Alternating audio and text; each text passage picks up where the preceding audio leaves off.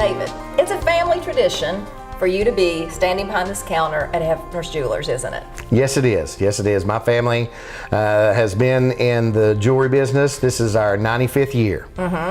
It's kind of odd, you know, we went to school together and my family was in the radio business and here I am, TV business, and here we come to meet again to talk about that family history. Tell me how Hefner started. Well, Melody, it's actually quite a comical story, but the actual condition that brought my grandfather to Eastern Kentucky was in 1921, early in the year, he had just finished watchmaking school. And most common mode of transportation back then was taking a train, and he was riding a train to go visit an older brother. He was getting ready to settle down and start a profession, but I guess wanted to visit a brother or two before he settled. My grandfather's family was all from Palmyra, Virginia, was where the Hefner family farm was, and the typical back in those days, the family spread out and went and sought new professions.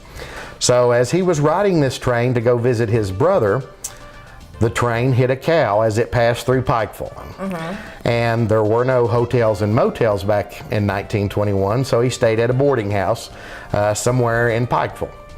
And that evening, as he was having dinner there at the boarding house, the lady that ran it was just commenting. He was a young 19-year-old boy, and some chit-chat and say, you know, I'm just finished watchmaking school and going to visit a brother, and then I'm going to be settling down somewhere and looking to start a business, you know. And so she commented to him and said, you know, I think Pikeville would be an excellent place for you to settle because it's a 2-day horse and buggy ride to Huntington at that point in time to get to the nearest watchmaking or jewelry repair or jewelry store back in the early 1920s. October of 1921 was when Hefner's Jewelers first opened in Pikeville. Cow, who would have thunk it?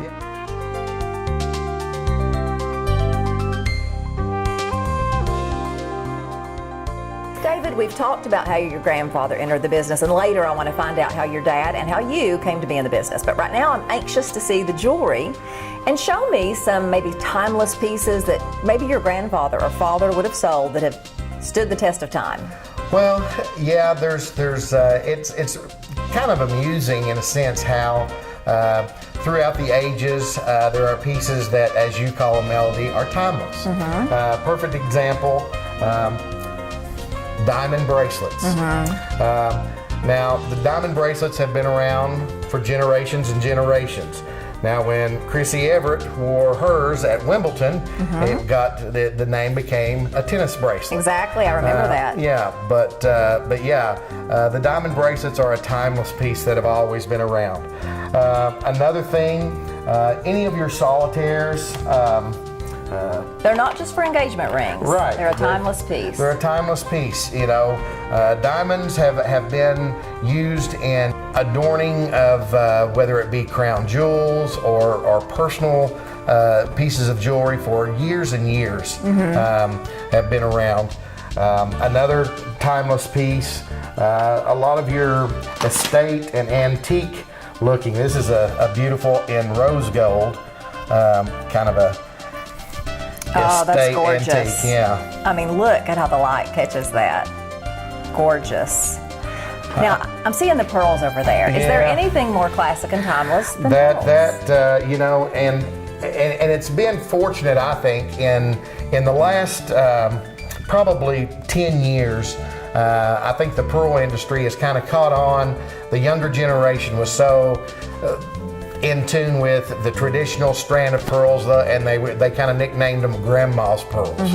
And so they have made so many variations in the pearl industry, and the technology of how they're grown has just advanced so much that the traditional now, whether it's a Mother's Day gift, a graduation gift, pearls have been for years a traditional wedding gift. Well, David, I really appreciate you sharing your wealth of wisdom from Hefner's Jewelers, and I can't wait till we get to talk again some more. I look forward to it, Melody.